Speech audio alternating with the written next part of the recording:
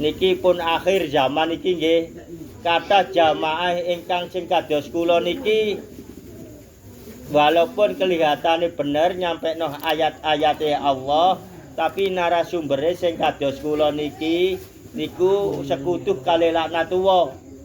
Lah letake napa ten mriku sering dum-dum yatra. Lah niku atos-atos sing tiyang sing kados kula ngeten iki.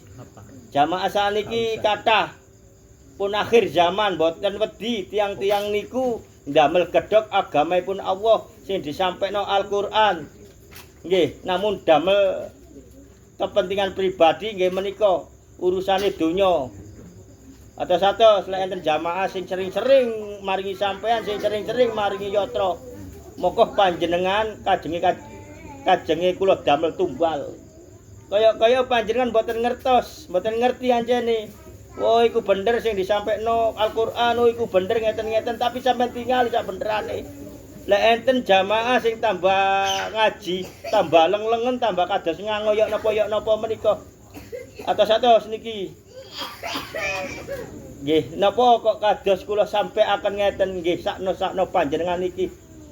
Akhir zaman iki mboten karu-karuan. Mboten enten sing wedi tentang hake Allah, tentang kebenaranipun Allah.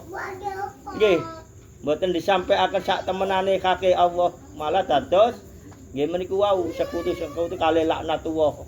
Tata cara nggih niku wau sampeyan tingali jamaah-jamaah lek enten menawi enten dereke panjenengan, putra-putri panjenengan tumut jamaah mriku, tumut jamaah mriki.